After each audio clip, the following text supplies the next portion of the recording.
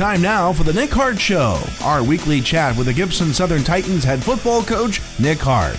It's a presentation of the Gibson Southern Football Boosters, including Hip Dentistry, in memory of Darwin and Eric Kalis, JMCO Technologies, Kiesel Enterprises Incorporated, MyTech Systems, Robert Goob Vermillion of Indiana Farm Bureau Insurance, Rhythm Church, Evansville, Scotty's Lawn Equipment, 10 Barge Seed and Turfgrass Supplies, TYFL, Vogler Metalwork and Design Incorporated, Reinbrecht Homes, Stodgel Funeral Home and Monuments, Young's Auto Body, Light Transport, Brett's Car Care, Baker Tax and Financial Services, Cordray Insurance, Daylight Land Management, Davis Brothers, Du Bois County Garage Doors, Duke Energy, Foster Construction, Fort Branch Dairy Queen, Harper's Pub and Pizza, Hobstadt Summerfest Incorporated, Heidorn Construction, Hobstadt Family Dentistry, Hen Orthodontics, Hillside Gardens, ADG Architecture and Design Group, Dady Oil, Johnson Commercial Mowing,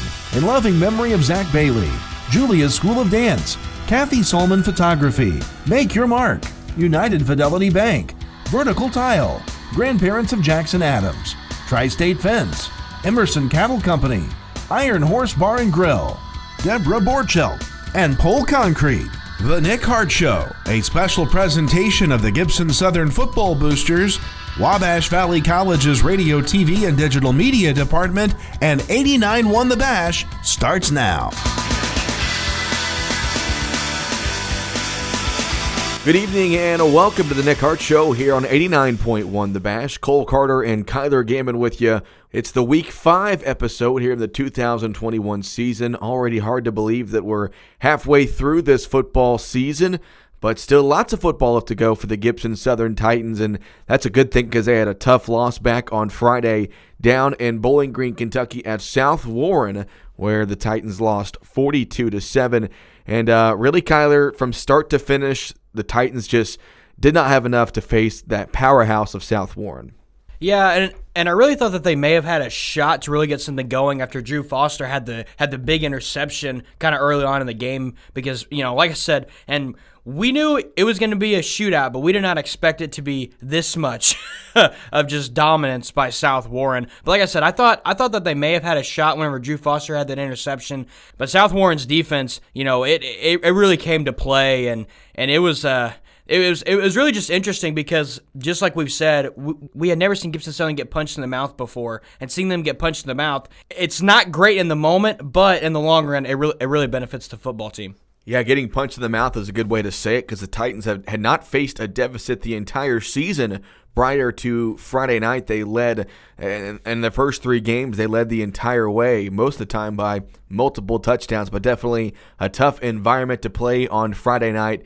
And the Titans fell once again, a final score of 42-7. The scoring started early and often for the Spartans. A 3-and-out by Gibson Southern, and South Warren found the end zone just a few plays later. Takes a snap, looks to his right, throws to his right, caught by Bell in the flat, trying to go to the far sideline. Touchdown, South Warren. This time, no penalty flags. An 11-yard touchdown pass from Veldkamp to Averin Bell. After yet another Gibson Southern 3-and-out, it was South Warren once again scoring, this time on a short run by their running back, Kobe Martin. 7-0 Spartans. Veldkamp hands it off to Martin up the middle, and Martin is in. Touchdown, South Warren. A 1-yard touchdown run by Kobe Martin. So yet another Gibson Southern 3-and-out with a 14-0 South Warren lead, but then the Titans defense made a much-needed play. Drew Foster stepped in front of the Caden Veldkamp pass. 1st and 10 Gibson Southern. 3 receivers to his right, 1 to his left. Veldkamp wants to pass here, looks to his right, throws to his right. It is intercepted. The Titans have the football. Drew Foster stepped in front. And just when you want the Titans defense, they come up. Drew Foster stepped right in front of the receiver and intercepted it. 1st and 10 for Gibson Southern. But that drive would not last long. After a couple of penalties, it was Brady Allen who would be sacked. He would lose the football. South Warren would take over. For a first down. But it's 2nd down. Allen back to pass, feels the pressure, rolls left, now rolls right. He's sacked. Ball comes out, and South Warren has it. 1 step forward, 2 steps back, and with 94 seconds left here in the first quarter, The Spartans take the football right back on a Brady Allen strip sack. And a couple of plays later, it was the Spartans once again finding the end zone. Feldkamp gives it off to Martin left side, and Martin is going to go forward, breaks away, touchdown South Warren. He ran to a wall at first, but bounced it outside. A 20-yard touchdown run by Kobe Martin, his second run of the night. And on the final play of the first quarter, it is 20-0, South Warren in front. The Spartans put the running clock on Gibson Southern before the end of the first half, and the Titans trailed 36-0 at the break. And really, Kyler, there wasn't many bright spots offensively for this team, except early in the third quarter, Brady Allen found Braden Malone for the only touchdown of the game, but most importantly, it was the record breaker for Brady Allen, as he is now the all-time leading passer at Gibson Southern High School. Allen in the shotgun.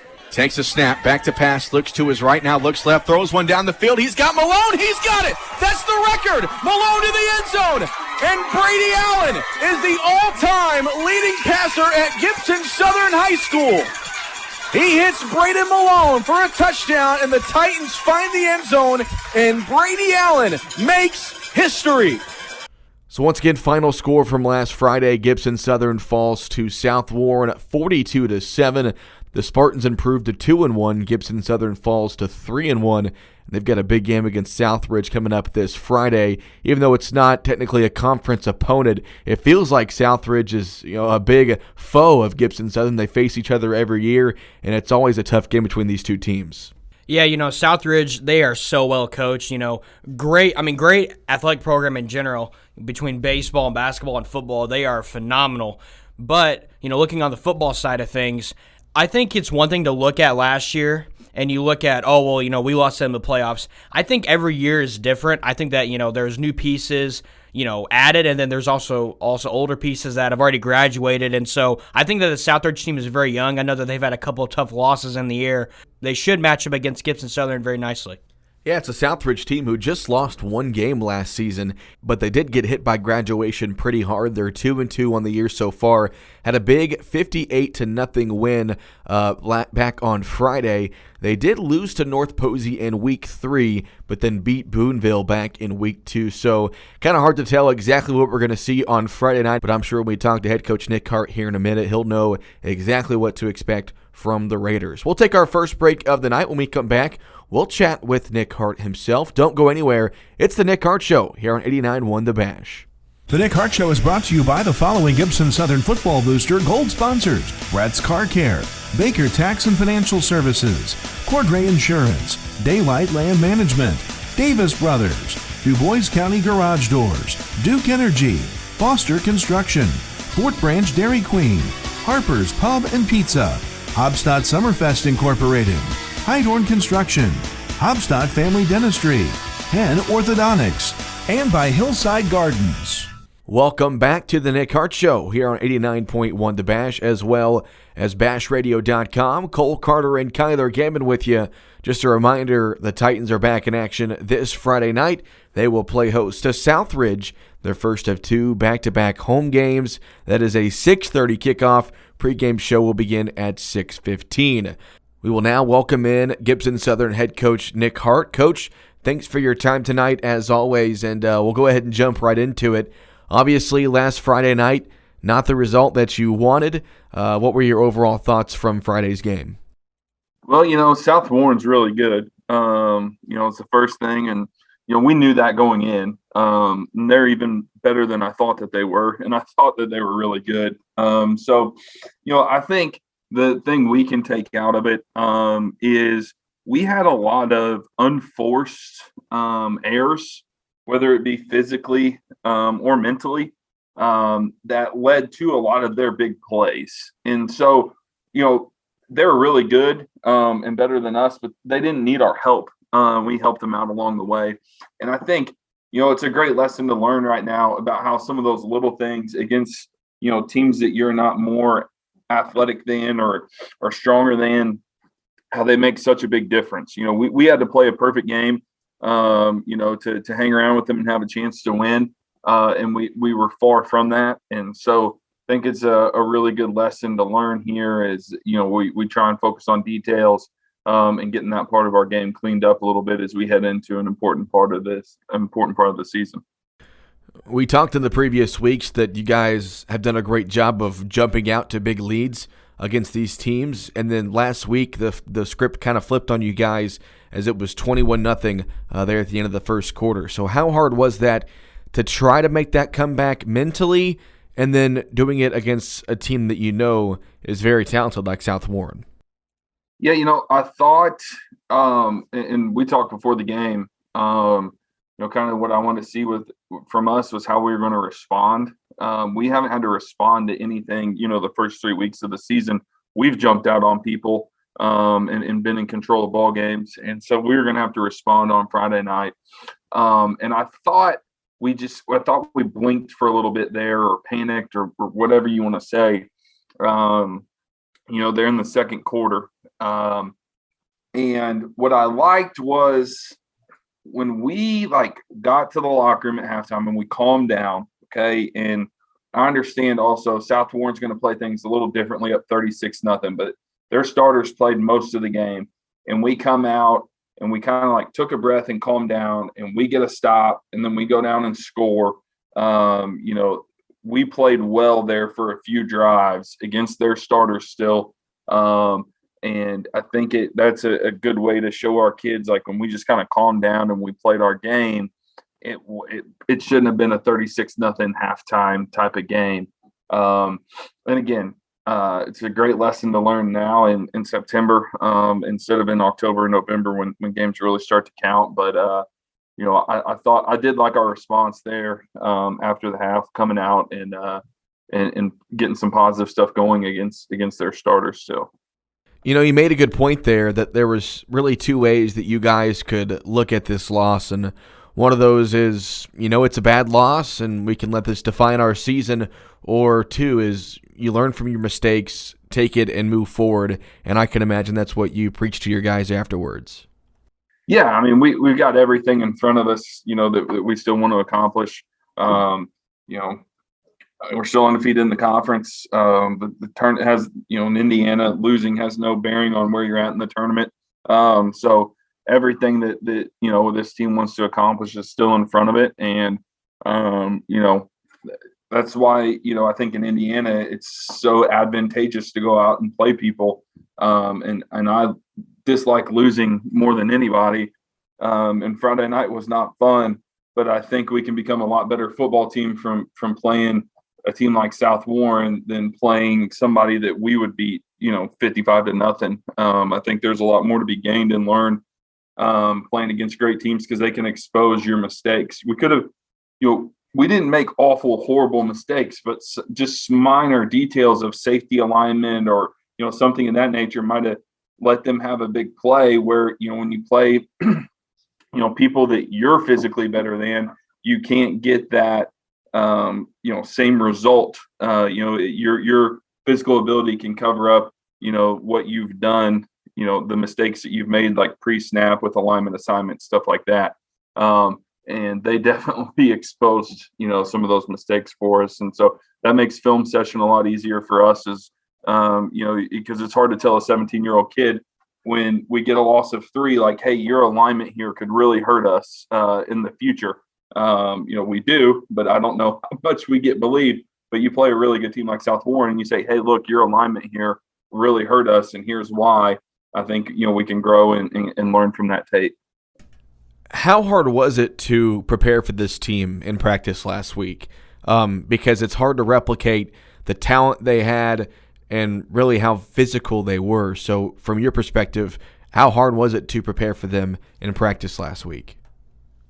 It was difficult in the fact that, you just can't replicate.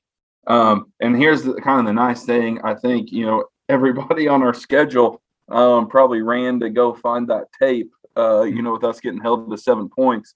And, I'll be happy to give it to people because, if you have 2 Division I corners and a Division I D lineman, and you want to play they kind of outduted us a little bit on defense, and it was a great game plan by them.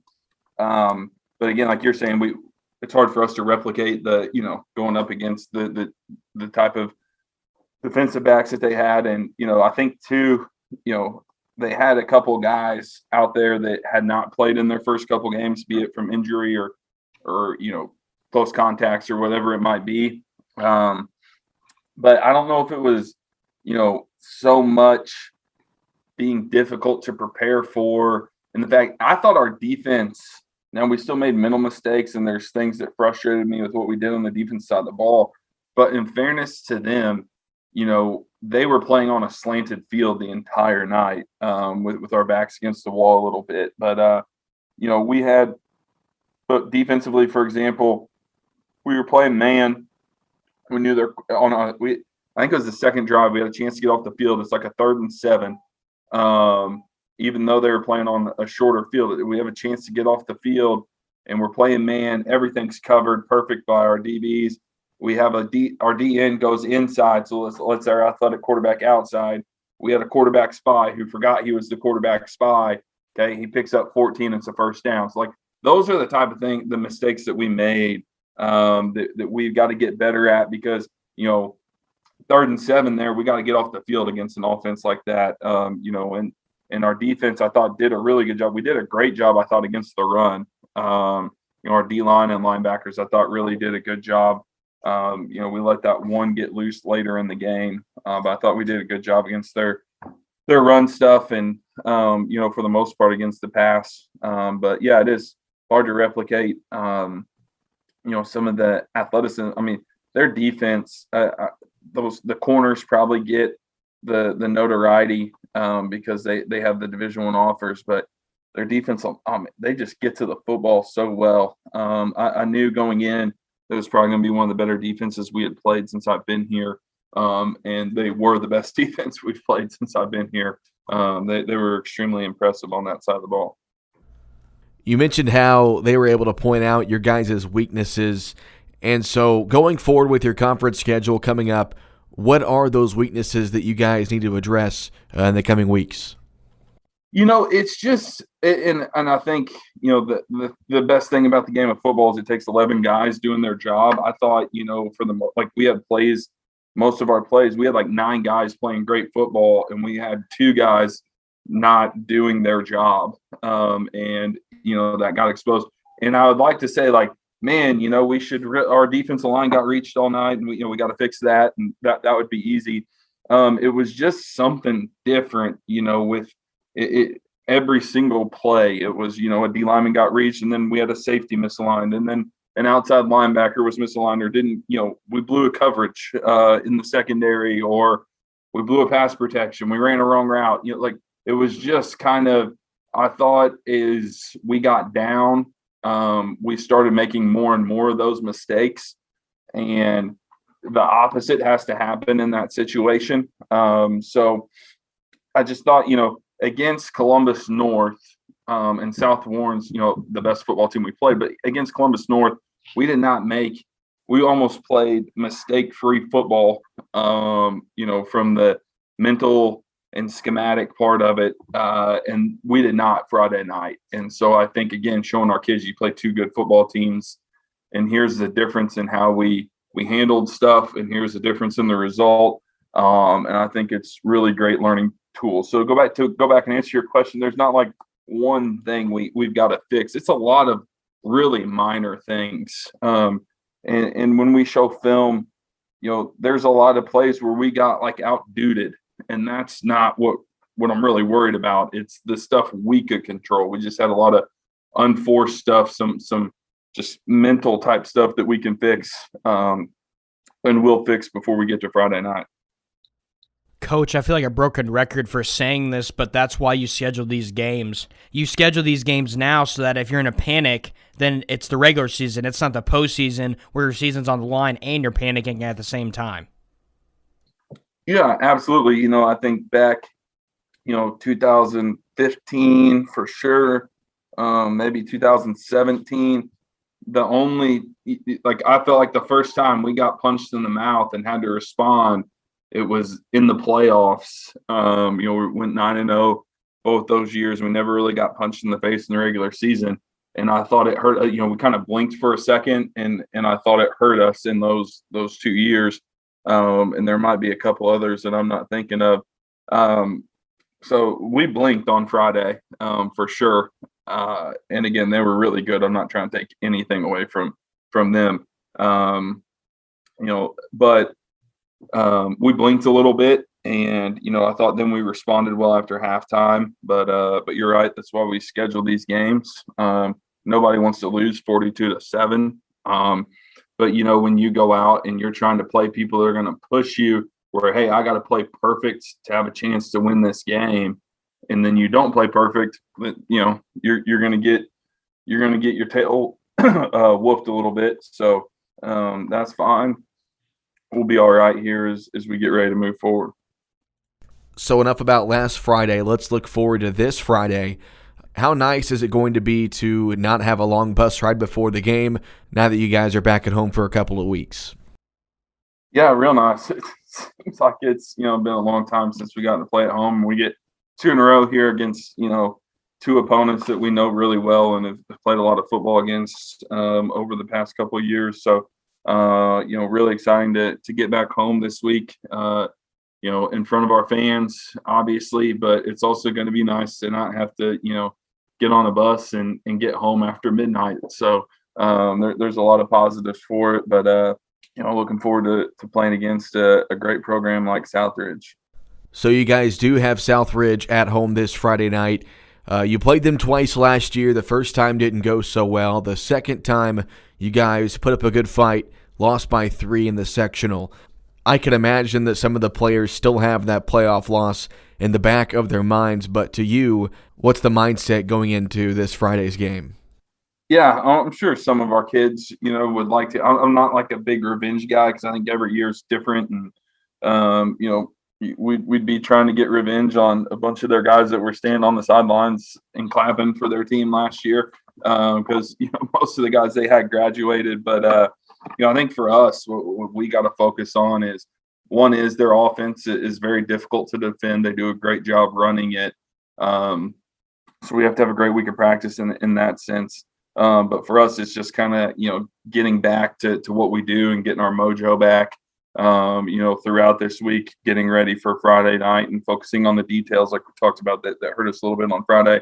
When you play wing T teams, whether it's shotgun or under center, you have to be very disciplined in what you do. And so it's a big week of practice for us. So indeed, they had a lot of guys graduate back in May. So a relatively new team for them this year. What can we expect from them in terms of X's and O's? Well, on offense, they're shotgun wing T, and they do a great job of kind of packaging their plays together. They always have. They're very good at executing it. Their kids are well coached, and like I said, they do a really good job. Everything kind of complements everything that they do. So you can't just like, hey, we're going to sell out to stop this because they have an answer to it. So just requires you to be extremely disciplined and make sure that you're on your keys and your assignment and your lanes and all that type of stuff going into it. And then, defensively, they jump around kind of between a 3-4 and a 4-3.